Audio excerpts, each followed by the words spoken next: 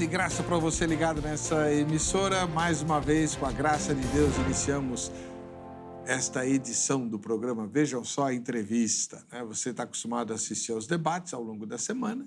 Na sexta-feira, a gente pega os debatedores e espreme eles aqui numa entrevista. E hoje você vai assistir a entrevista de um dos debatedores do Vejam Só, que é o reverendo professor Wilson Martins. Ele é pastor da Igreja Assembleia de Deus, Ministério de Extrema, está vinculado lá, mesma unidade onde funciona o Seminário Batista Livre, que ele é diretor. Então você vê que coisa, né? Uma Igreja Assembleia de Deus hospeda um Seminário Batista com professores presbiterianos, eu inclusive. Então, tá aí. Pastor Paulo Porte, um ósculo santo para o senhor, né? O pastor presidente do Ministério de Extrema, e é com muita alegria que a gente recebe o pastor Wilson Martins. Tudo bem com o senhor? Reverendo Weber, tudo bem, graças a Deus, graça e paz a todos. Um privilégio poder estar aqui, é a primeira vez nessa entrevista, e para mim é um privilégio, sempre um privilégio estar aqui no programa Vejam Só. Obrigado. Hoje não é para brigar com ninguém não, hein? Hoje vai ser diferente. Pastor,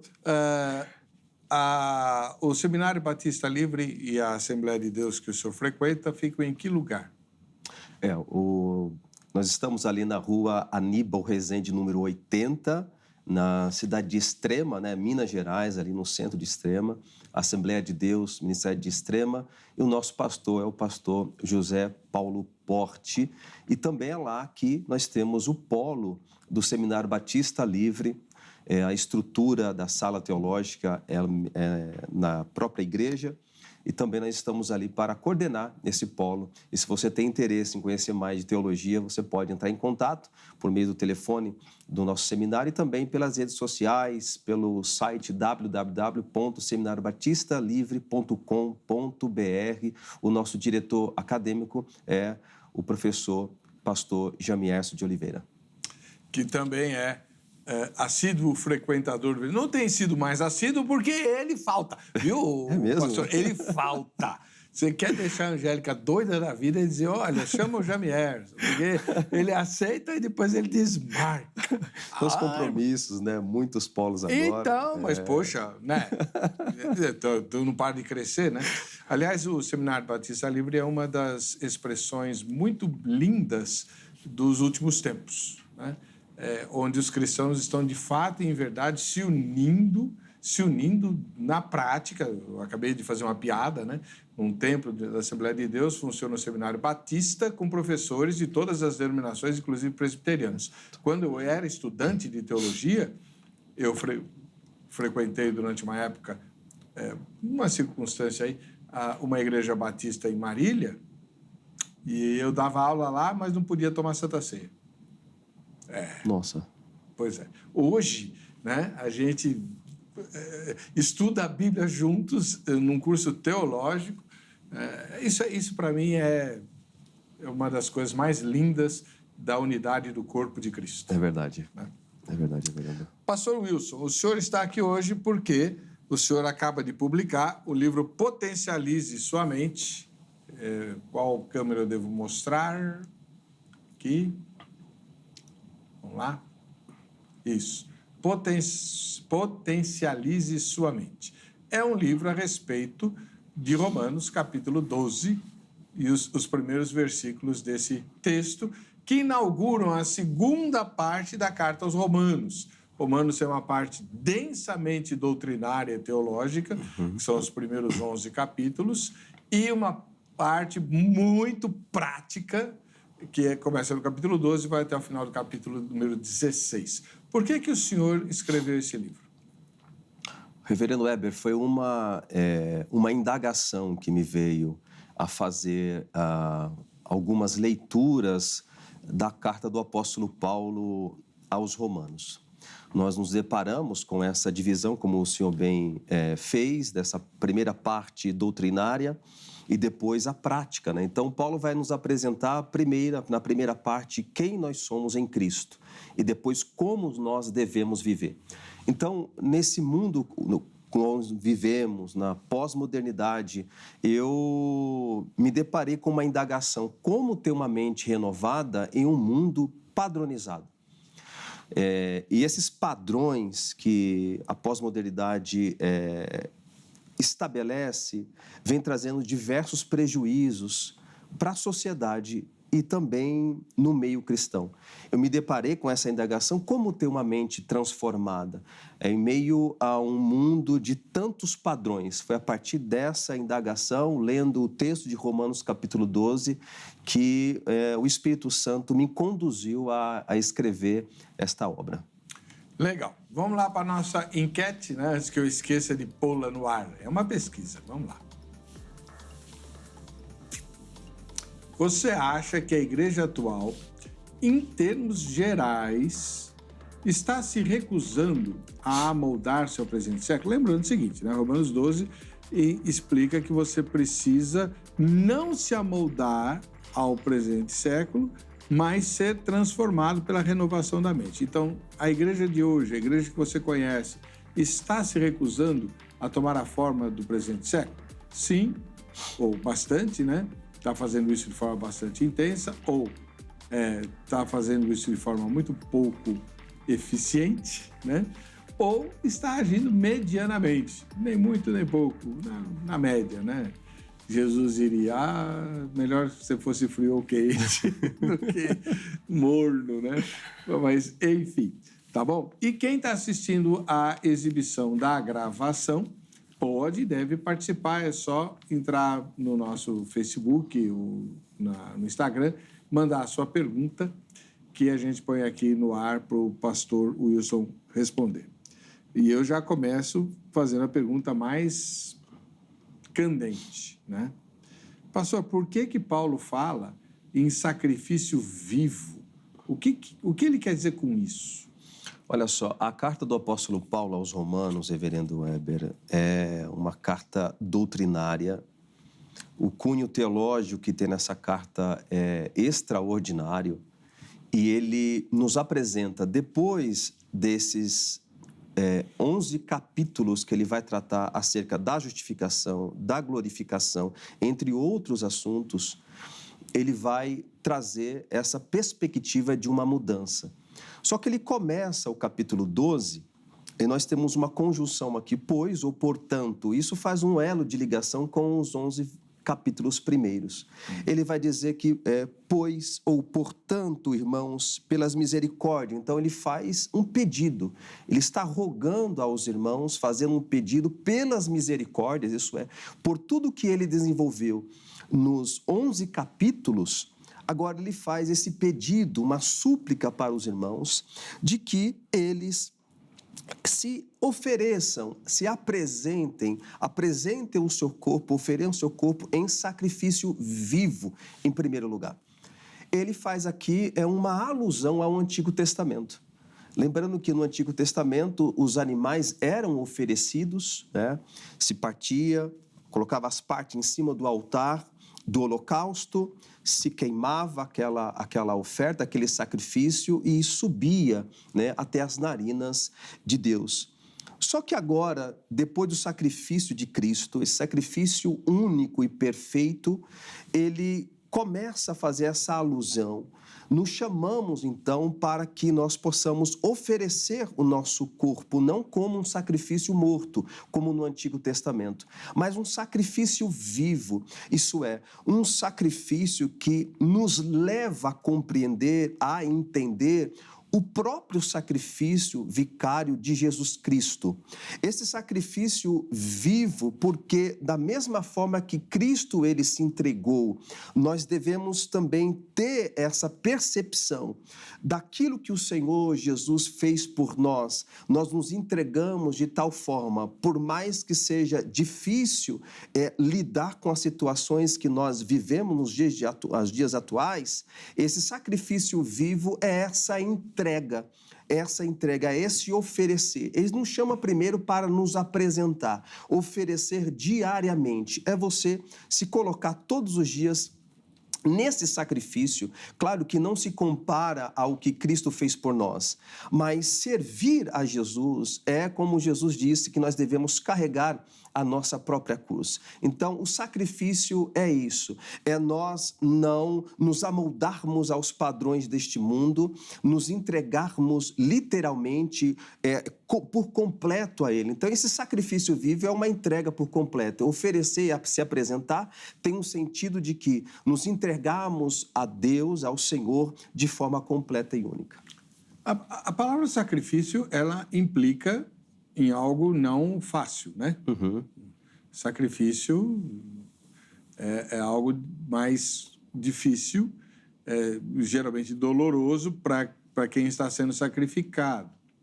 Há pessoas, há cristãos que veem nessa fala de Paulo a orientação para que você puna o seu próprio corpo. Em outro texto ele fala, esmurra o meu corpo, eu reduzo a servidão. Uhum. Então tem até a cena de um filme aí que ficou famoso, né? O cara pega e se chicoteia, chicoteia as próprias costas. Ele é um clérigo, né? Lá no convento, ele fica chicoteando as próprias costas e tal. É disso que Paulo está falando? Esse sacrifício é nesse sentido, oferecer o corpo para sentir dor e sofrer por causa de Jesus? Não, não necessariamente. Sabemos que nós passaremos por algumas situações nesse sentido. Mas o sacrifício que Paulo está dizendo é esse sacrifício do dia a dia, de nós não estar voltado para as coisas deste mundo. Nós vivemos aqui neste mundo e uma das coisas que nós devemos ter em mente é isso. Há uma luta de pensamento, há uma luta das nossas ações em relação a este mundo. Então, sacrifício vivo é isso, é você se entregar. Não deixar que o mundo te amolde, te faça como uma isca para os ditames pós-modernidade, mas que você, vivendo neste mundo, você se entregue plenamente para o Senhor Jesus. Esse é o sacrifício que Paulo nos diz nessa carta. E a mente? Porque fala de renovação da mente e o seu livro, né? No título é Potencialize Sua Mente, como ter uma mente renovada em um mundo padronizado, né? Primeiro, o que o irmão chama de mundo padronizado? Porque assim, se você observar, não precisa ter muita atenção, mas se você tem algum adolescente estudando aí na sua casa, seu neto, sua neta, enfim, você vai saber o que eu estou falando. A ideia que se tem hoje, na sociedade de hoje, aqui no Brasil, é que tudo é válido. Tudo é válido. Muitos programas de humor recentes, hoje o humorista seria preso. Né? O Jô Soares, o Chico Anísio. Né? Lembra daquele quadro da escolinha do professor Raimundo, em que tinha uma aluna lá que vivia toda marcada, toda machucada, porque o marido espancava brutalmente, e ela falava, o bordão dela era, mas eu gosto, né? Então, isso seria impensável hoje, porque está zombando de um tipo de região do Brasil que fala desse jeito e fazendo apologia à violência doméstica, como se alguém gostasse disso, né? O Jô Soares tinha o Capitão Gay, né? Aí, hoje tudo é fobia. Se você olha um pouquinho mais detidamente, porque alguém está muito, muito, muito acima do peso, é gordofobia. Então, tudo é válido, não se pode censurar nada, não se pode criticar nada, não se pode nada, a não ser a Bíblia, né? Aí você critica à vontade, que não tem problema nenhum. Não existe bibliofobia, né? Não tem cristofobia. Pode descer a lenha, que não tem problema. Agora, o resto... Então, por que o mundo é padronizado se vale tudo? Olha só, reverendo Weber, porque o mundo padronizado, e Paulo nos chama a atenção para nós não nos amoldarmos a esses padrões, é porque em tempos nós temos esses padrões, quando ele fala não vos conformeis, fala de uma forma, um padrão estabelecido. E esse padrão estabelecido está em várias áreas da nossa vida. Então, nós temos padrões estabelecidos como os programas de televisão.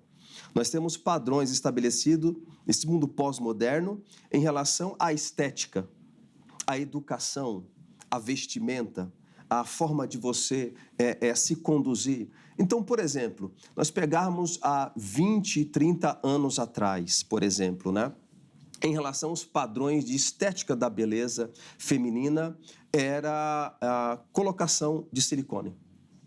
Passado alguns anos e já mudou o foco desse padrão, não é mais o silicone. Agora, quem colocou o silicone, há uns anos atrás, agora está retirando essa prótese, porque o padrão de beleza atual é agora retirar e ficar natural como nós viemos. Então, observe que em anos e anos, em tempos, esses padrões eles são estabelecidos pelo mundo e Paulo nos chama a atenção para não nos amoldarmos a esses padrões estabelecidos. Então tá. Então, eu vou fazer uma pergunta meio complicada aqui. Então, o ideal, talvez, para obedecer isso, é a gente seguir a filosofia de vida dos Amish ou dos Quakers, né? Que pararam a vida no século XVII, vivem em comunidades isoladas, porque eles não podem ter eletricidade, eles não podem ter nada que venha depois do século XVII. Né? Então, a teologia deles é daquela época, as roupas são daquela época, os meios de transporte são com carroça com roda de madeira, não pode ter borracha, enfim. Aí pronto. É isso? Não, de jeito nenhum. Não. Nós estamos nesse mundo e os padrões vão fazer parte. Entretanto, os padrões que estão estabelecidos, eles vão em desacordo com as Sagradas Escrituras. Então, por exemplo, os slogans desse mundo você pode, você tem, você faz, você consegue. Nós temos que, hoje em dia, provar todos os dias que nós somos melhores em diversas áreas. Mas quando nós olhamos para as Sagradas Escrituras, não é isso. A Bíblia vai dizer que nós não temos nada, não podemos nada, não sabemos nada, quem pode é Ele, quem faz é Ele, quem dá é Ele. O próprio João vai escrever para que nós não venhamos amar as coisas que estão no mundo. Viver neste mundo, mas com uma mentalidade cristã, voltar, então, à imagem e semelhança do nosso Senhor e Salvador Jesus Cristo. E é um grande desafio para os cristãos hoje viver neste mundo, porém ter uma mente renovada. Foi por isso que eu me deparei com essa indagação. Nós vivemos rodeado de padrões, nós somos bombardeados desde o momento, reverendo Heber, que nós levantamos, que nós pegamos o nosso smartphone, nossos celulares, nós já somos bombardeados com esses padrões. E ao tentar se amoldar, que isso é normal, ainda nós temos essa inclinação ao pecado, viver neste mundo caído e desordenado, então, faz com que a gente tente se amoldar a esses padrões. Entretanto, a Bíblia nos alerta a importância de nós nos conformar com este mundo. É o que Paulo escreve no versículo 2. Ele vai dizer: para não nos conformarmos e não vivam conforme os padrões deste mundo, mas deixem que Deus os transforme pela renovação da nossa mente. É deixar que, por mais que vivamos neste mundo, deixar Deus nos transformar. Então, eu posso viver neste mundo, mas a minha mentalidade ela tem que ser uma mentalidade transformada à imagem e semelhança de Cristo, uma mente cristã. É nós olharmos para algumas atitudes no decorrer do nosso dia a dia e nós tentarmos, então, buscar por meio do Espírito Santo e a transformação da palavra, então, para que nós não venhamos ter as mesmas atitudes. Por exemplo, eu vindo para cá, nós vemos isso muito no nosso contexto diário, a impaciência das pessoas, a falta de amor, a falta de empatia que as pessoas estão tendo uma com as outras. Nós nos deparamos, por exemplo, no trânsito. A pessoa, se você está conduzindo o seu veículo na sua faixa de forma correta, conforme a lei, mas sempre tem alguém que vai tentar burlar essa lei, tentar passar na sua frente, e isso vai gerar vários problemas, vários perigos. E você tem duas opções. Ou você não deixa e pode ocasionar diversos problemas, ou você então deixa aquela pessoa passar na sua frente. Então, a gente tentar olhar para esse mundo de uma forma, em uma perspectiva totalmente diferente do que o mundo diz. O mundo vai dizer, não, você não pode deixar passar, você está certo, você tem que deixar ele que se vire. Então, nós temos essa mentalidade do mundo, essa mentalidade nos faz perder muito. E nós precisamos, então, observar ao nosso redor essas coisas que acontecem e não deixar nos amoldar a esses padrões estabelecidos. Mas aí a gente não vai ficar muito diferentão? Os crentes vão ser os diferentões? Mas nós fomos chamados para ser diferentes. Nós fomos chamados para sermos diferentes, para fazer a diferença nessa terra. Nós precisamos ser a luz, nós precisamos ser o sal dessa terra, nós precisamos ser diferentes. Então a gente não deveria se ofender quando nos acusam de sermos diferentes. Não, de jeito nenhum.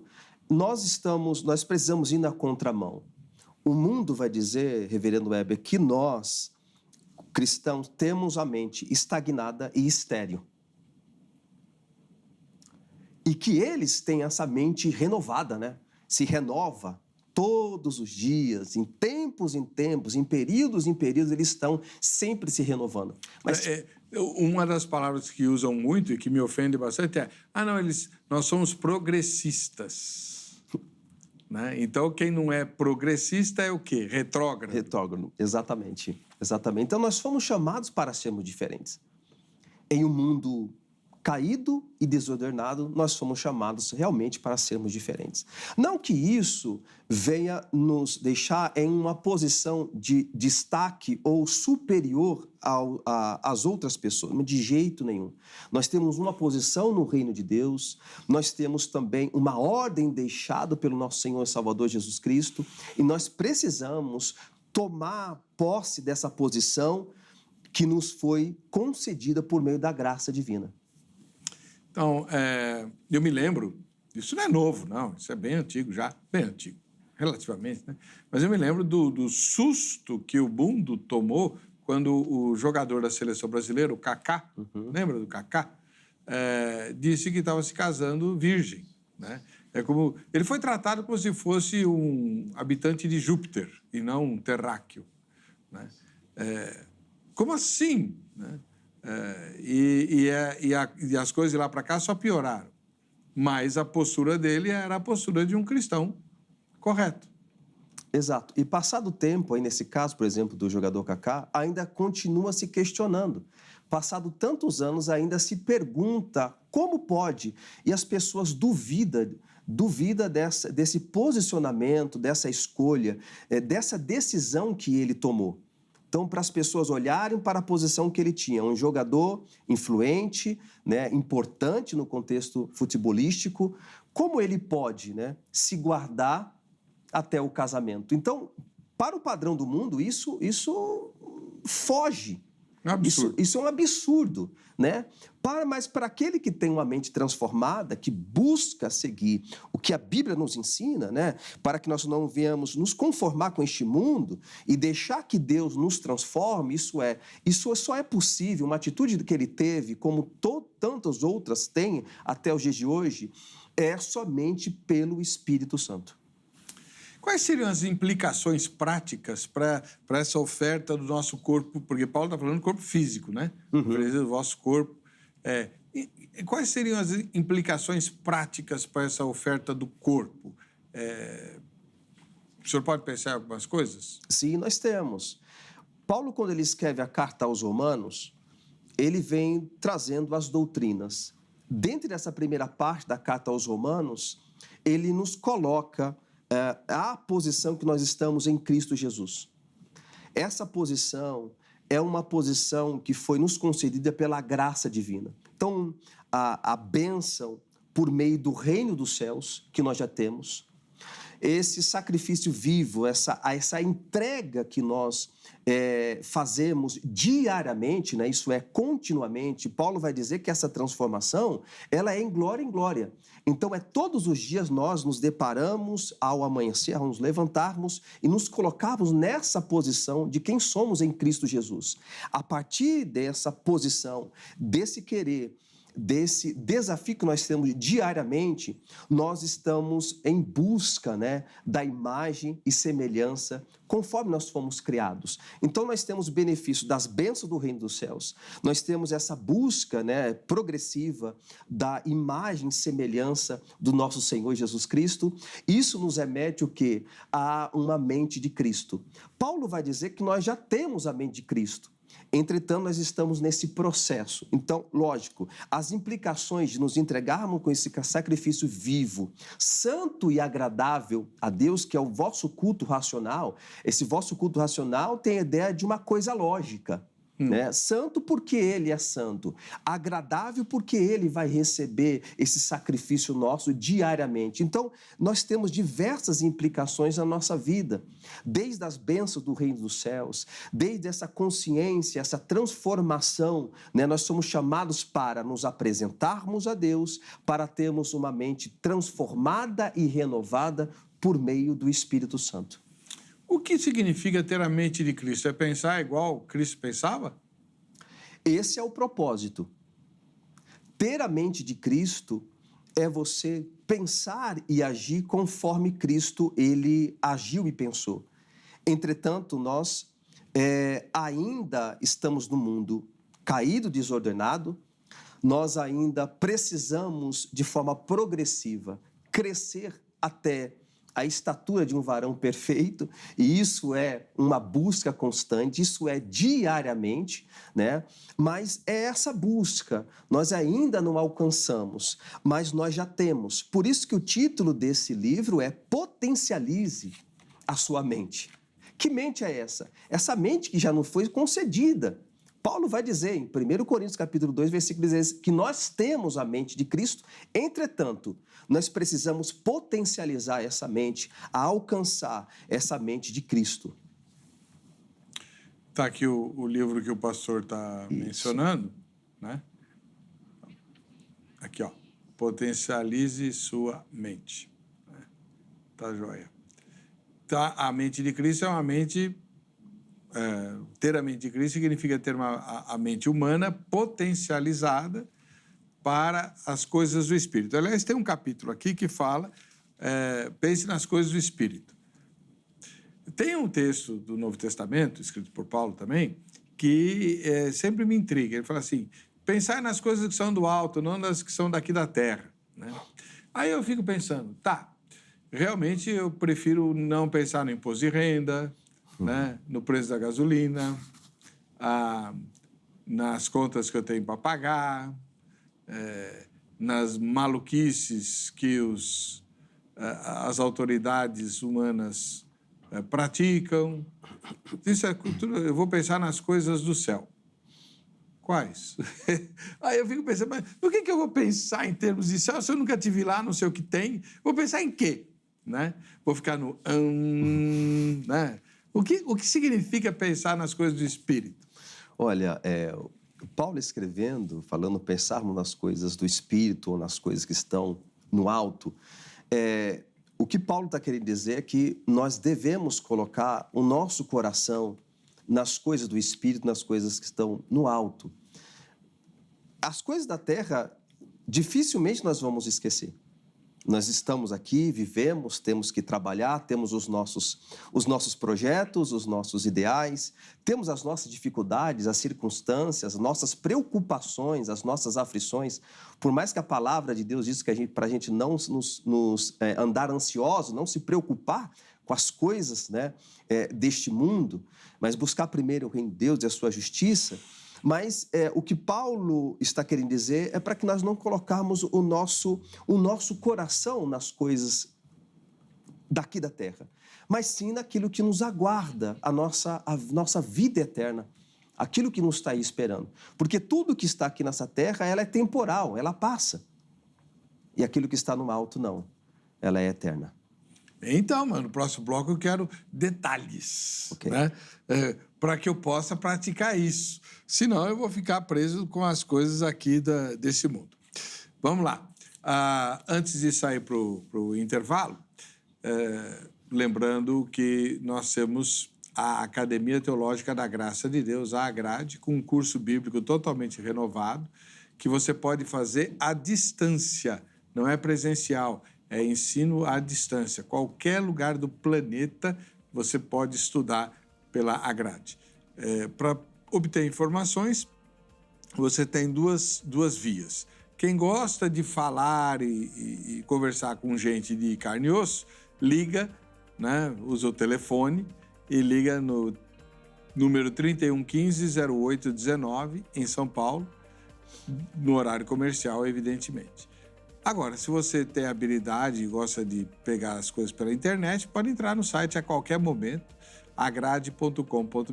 Nesse caso, exorto você a também dar uma passadinha no HIT TV, né, que é o site da nossa emissora, para que você possa conhecer o que está lá, conhecer a programação da HIT e também opinar a respeito do Vejam Só Entrevista, tá bom? Faça isso, a gente vai voltar já com as fotografias de quem está concorrendo aos brindes do Vejam Só. Não sai daí.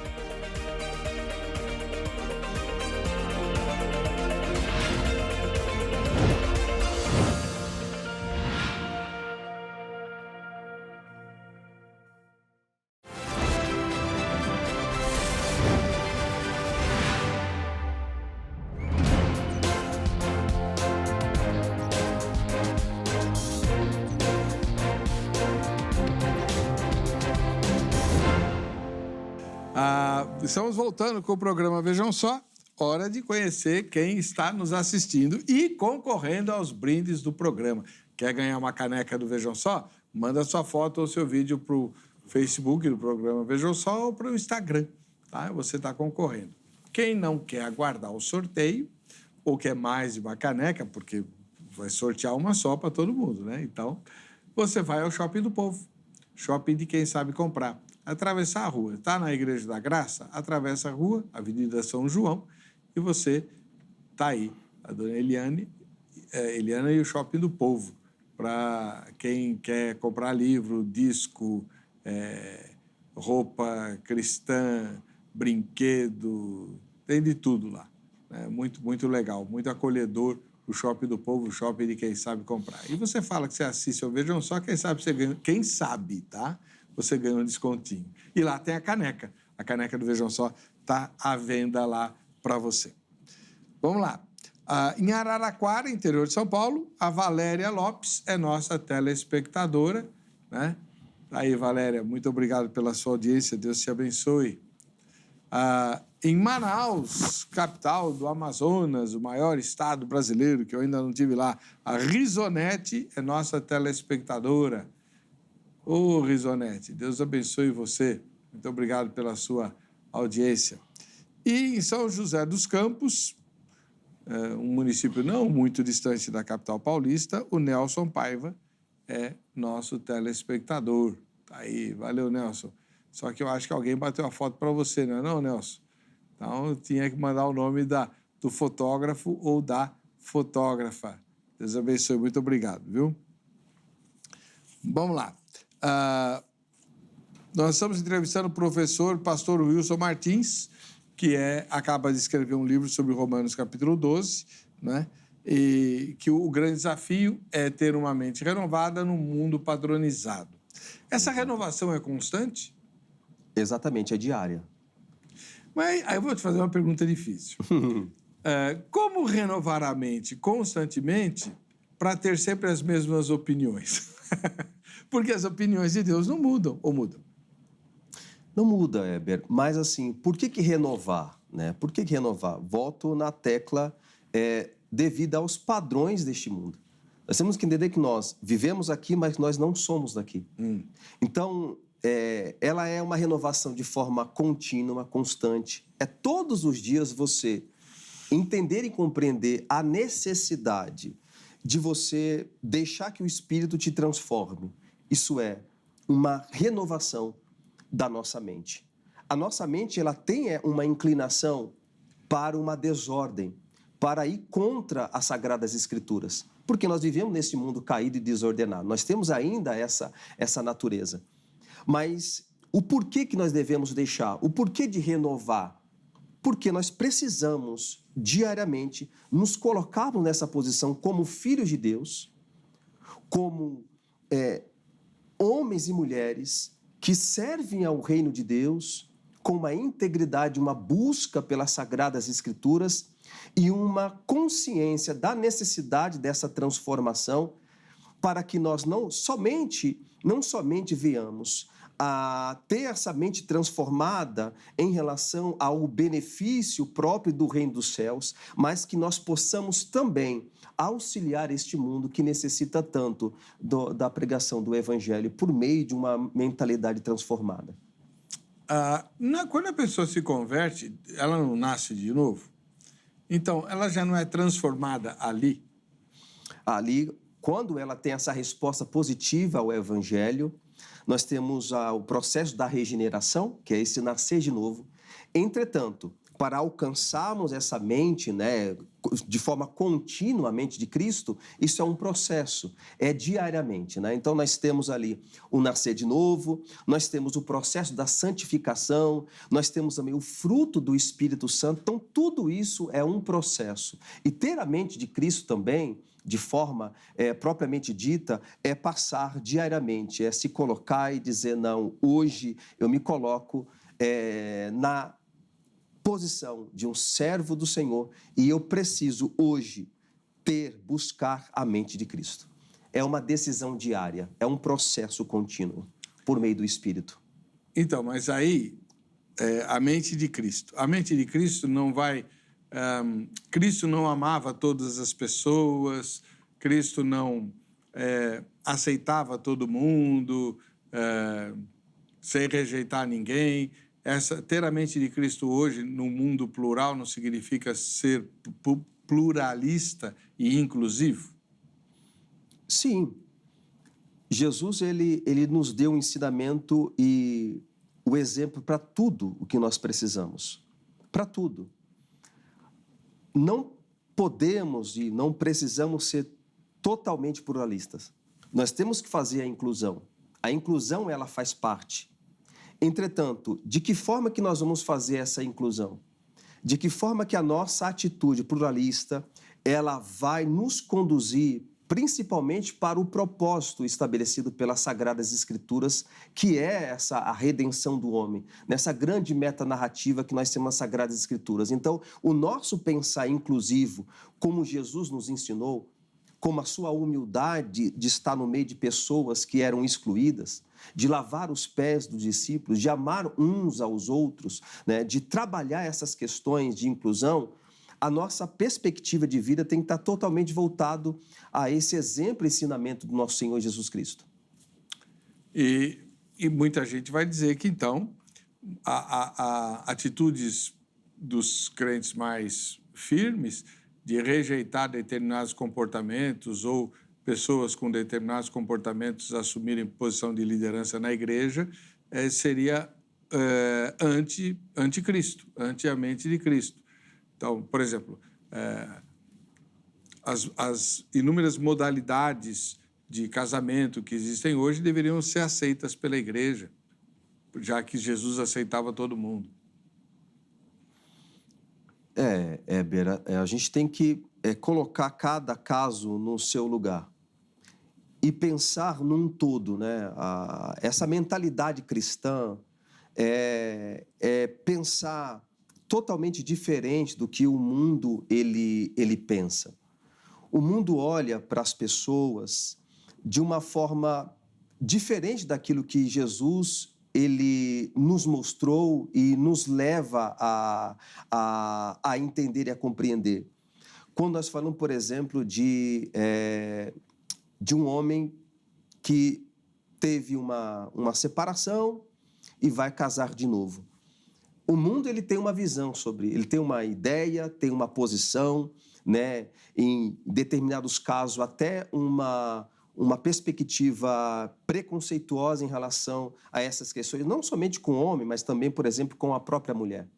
Mas quando nós olhamos para as Sagradas Escrituras, nós vemos uma perspectiva diferente em várias questões, em diversas áreas da nossa vida. Nós vemos Jesus olhando para as pessoas, mostrando ali o erro que a pessoa ela havia cometido, mas mostrando também o caminho que ela deve trilhar. mostrando para ela que ela precisa trilhar um caminho diferente. Isso nos mostra algo maravilhoso. Por quê? Porque o mundo padronizado, ele só aponta o seu erro. Ele não dá um novo caminho para você. Ele aponta o seu erro e você mesmo trilha o seu caminho, ou continuando no erro, ou não. Mas a Bíblia não, a Bíblia é diferente. A Bíblia nos mostra quem nós somos, mostra que nós somos pecadores, ingratos, necessitados da graça, mas ela também nos dá um direcionamento, nos dá um norte para seguir rumo à vida eterna. Então, eu já vi várias pessoas dizerem assim, olha, o apóstolo Paulo, Jesus, eles exortavam as pessoas a progredirem, a continuarem conhecendo e a renovar a mente. Então, ter a mentalidade atrasada é errado. O ideal é ter uma mente mais contemporânea, mais moderna. Então, por exemplo, no passado, mesmo na Bíblia, a escravidão era tolerada, né? Até há leis lá no Antigo Testamento que regulamentam a questão, o relacionamento com os escravos, né? Isso tudo mudou, passou, acabou. Deus é contra a escravidão. Então, no passado, Deus era contra a homossexualidade. Hoje ele não é mais. Esse tipo de renovação da mente não cabe, ou cabe? Não cabe. Não é esse sentido, não é essa renovação. Né? Não é essa renovação. Você pegou casos específicos, né? Por exemplo, a escravidão no contexto do Antigo Testamento, o homossexualismo, nós não temos base bíblica para aceitar essa posição. Não temos. Essa renovação é olhar para as Sagradas Escrituras, é olhar para a vontade de Deus. Qual é a vontade de Deus para nós? Então, a renovação é essa. A renovação não está relacionada a assuntos que permeiam este mundo aqui, mas sim a vontade de Deus. Qual é a vontade de Deus? Então, essa renovação está totalmente voltada para a vontade de Deus. Por isso que é necessária essa transformação, essa metamorfose, essa mudança de pensamento. Porque a padronização deste mundo, desse século, tende a nos afastar dos caminhos do Senhor, a ter uma mentalidade realmente estagnada, né? Por mais que o mundo coloca como a mente renovada é o que é estabelecido pela mídia, por esse século, mas quando nós olhamos para as Sagradas Escrituras, não. A mente renovada é aquela mente que entende qual é a vontade de Deus para nós. Daí a importância fundamental e crucial de trocar o alvo da mente. Em vez de pensar nas coisas que são aqui da terra, como eu falei no bloco anterior, vamos pensar nas coisas que são do alto, do céu, as coisas de Deus. No que eu posso pensar? Por exemplo, eu já fiquei imaginando assim, será que Deus quer que eu fique pensando nos anjos? Mas eu não sei nem como é que o anjo é, né? Outra coisa, que benefício vai me trazer ficar pensando em anjo, né? Esse tipo de preocupação, como o que é pensar nas coisas do alto, em termos práticos?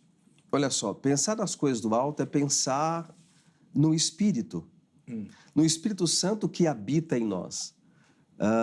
Quando Paulo fala pensar nas coisas do alto, ele está usando uma figura de linguagem, porque nós sabemos, né? Na verdade, assim, não dá para a gente ter uma noção do que realmente tem lá no alto. Então, os anjos, os serafins... Ele que, né, viu não quis contar. Pois é, exatamente. Então, nós não temos muitas informações, né, em relação ao que tem lá. Entretanto, nós temos a certeza do Espírito Santo que habita em nós. Então, eu volto a bater na tecla, pensar nas coisas do alto também está relacionado à vontade de Deus para nós. Deixar as coisas, não pensar nas coisas daqui dessa terra, dificilmente isso vai acontecer. Mas nós precisamos dar uma ênfase maior às coisas ao Espírito. Isso de forma prática, é o quê? É o nosso devocional, é a nossa entrega diária ao Senhor, nas nossas orações, né? O nosso devocional, entender e compreender as Sagradas Escrituras, qual é o nosso propósito aqui na terra, o que Deus nos ensinou, o que o Senhor Jesus nos ensinou. Então, pensar nas coisas do alto é voltarmos às Sagradas Escrituras, entender as coisas do Espírito, entregar para Ele de forma devocional, em oração, em entrega diária, é pensar nas coisas do alto. Então, aí eu vou te fazer uma pergunta que todo pastor já teve que responder, né? Que é a seguinte. O pastor falou, né? O pastor Wilson falou em conhecer a vontade de Deus. Então, eu sei que a vontade de Deus é que eu seja um filho melhor, um marido melhor, um pai melhor, né? Uma esposa melhor, uma filha melhor, né? Ótimo. Mas, normalmente, ninguém pergunta isso para o pastor. Chega o pastor e fala assim, pastor, eu preciso saber o que é que Deus quer que eu faça da minha vida. Eu devo ser dentista ou coveiro? Sei lá. Alguma coisa parecida com isso, né? Como é que eu faço para saber a vontade de Deus, se eu devo namorar fulana ou fulano? Não é assim que pergunta? Isso, exatamente. Né? Na verdade, a pessoa está perguntando... Deus te contou, Deus te falou o que é para eu fazer da minha vida, né? Reverendo Weber, essa vontade de Deus, claro que tem os seus propósitos em relação ao reino dos céus, ao qual nós vivemos aqui nessa terra. Nós temos uma função nesse reino. Entretanto, respondendo essas perguntas que fazem, né? Como nós podemos saber a vontade de Deus em relação ao nosso viver aqui na terra? Só é possível sabermos a vontade de Deus para nós aqui neste mundo por meio da comunhão. A comunhão, ela é fundamental, essa sensibilidade ao Espírito Santo e aquilo que o Espírito Santo está nos conduzindo, provavelmente é a vontade de Deus. Por que eu falo provavelmente, né? Não é uma questão de incerteza, mas a gente gera dentro de nós uma incerteza em relação a algumas coisas da nossa vida. Eu me lembro que antes de entrar no Ministério do Ensino e da Palavra, eu era educador físico. Ah, é? Era. A minha primeira formação é de educação física, eu era um educador físico. E eu me deparei com esse conflito e com essa mesma pergunta, como saber a vontade de Deus? Entretanto, ao longo da caminhada cristã e da minha comunhão com o Senhor, o Espírito Santo foi me conduzindo então. E foi feita então essa transição da minha profissão como educador físico para o ministério. E isso foi possível. Hoje eu tenho certeza da minha vocação, daquilo que eu fui chamado para exercer no reino dos céus. Então, a comunhão, ela é fundamental, né? Nós buscarmos o entendimento da palavra, a nossa comunhão diária com o Senhor, essa sensibilidade ao Espírito Santo. Isso faz parte também dessa mente transformada, dessa renovação. Porque se a nossa mente ela estiver totalmente ocupada com as coisas dessa terra, jamais nós iremos conhecer a vontade de Deus para nós. Nós temos hoje, Reverendo Weber, no mundo, nós somos bombardeados com tantas coisas, com tantas informações. E um dos capítulos que eu trago nesse livro é que o mundo ele pinta um quadro ilusório. O mundo pinta um quadro muito bonito, de tantas coisas, né? E aquilo acaba nos cegando o nosso entendimento, fazendo com que a gente cada vez mais se aproxime desse século e se afaste realmente do reino dos céus. Então, como saber a vontade de Deus? Por meio da comunhão. Ah, não, pastor, isso dá muito trabalho, né? Faz o seguinte, muito mais fácil. Você vai numa igreja bem avivadona, né? Pede uma oração lá para uma irmã do coque e ela traz a revelação. Pronto, você já sai de lá em 2 horas, você já sabe tudo que você vai fazer na vida. Não é melhor assim? Não. É melhor... É melhor nós estarmos aqui pautados, baseados nas Sagradas Escrituras, o Senhor falando com nós diariamente, o Espírito Santo habitando em nós. Mas já te pediram revelação, não te pediram? Já pediram, sempre já pediram. Uma das características do mundo contemporâneo é esse imediatismo. Nós não queremos ter trabalho para nada, queremos resolver tudo com um clique. né? É tudo. É um negócio impressionante. Então, o reino dos céus é tomado à força. Jesus falou, precisa de esforço, não é?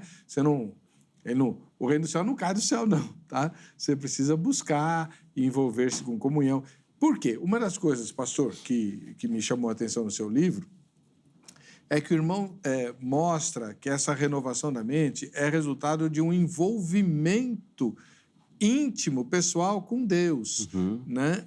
Ele não é místico, mas ele envolve coisas sobrenaturais nessa relação pessoal e individual com Deus, como nós temos nos relacionamentos interpessoais com as pessoas. Nós não queremos imediatismo no relacionamento interpessoal, mas queremos imediatismo na relação com Deus. Essa é a mentalidade desse mundo pós-moderno, dessa pós-modernidade. Tem um escritor que eu gosto muito, Zygmunt Bauman, um filósofo. Ele, no livro dele, Modernidade Líquida, ele nos traz a ideia de que essa modernidade, esse mundo pós-moderno, tudo é de forma líquida, isso escorrega pelas nossas mãos. Esse mundo imediatista, né, que nós vivemos, e o mundo ele prega isso. Ele coloca isso como um efeito para a nossa vida de imediato. E nós queremos levar esse imediatismo para a nossa relação com o Senhor, para a nossa relação com Deus. E não é assim. Ele fala nesse livro também sobre os relacionamentos que se desfazem muito. Esse pensamento de desfazer essa relação, porque Deus não me abençoou, porque eu esperei uma resposta, eu queria para ontem, então ele não existe, então ele não está me ouvindo, ele me esqueceu. Essa é uma mentalidade imediatista, aonde que as pessoas se desfazem de tudo, desfazem muito fácil dos seus relacionamentos. Se a pessoa posta algo na internet, lá no aplicativo, a pessoa não curtiu, não, eu tenho que excluir essa do meu hall de amigos porque ela não curtiu, não compartilhou, não comentou algo que eu escrevi. Então, quer dizer, nós vivemos nesse mundo imediatista e superficial e que tudo se escorrega em nossas mãos e me parece que essa mentalidade está prejudicando também o crescimento espiritual de muitos cristãos. Com certeza absoluta, porque por exemplo, uma das questões mais complicadas da teologia é a Trindade. Mas o que a gente sabe da Trindade? Deus se relaciona entre si. Então, se Deus se relaciona entre si, com o Filho e o Espírito, o Pai, o Filho e o Espírito, imagina conosco.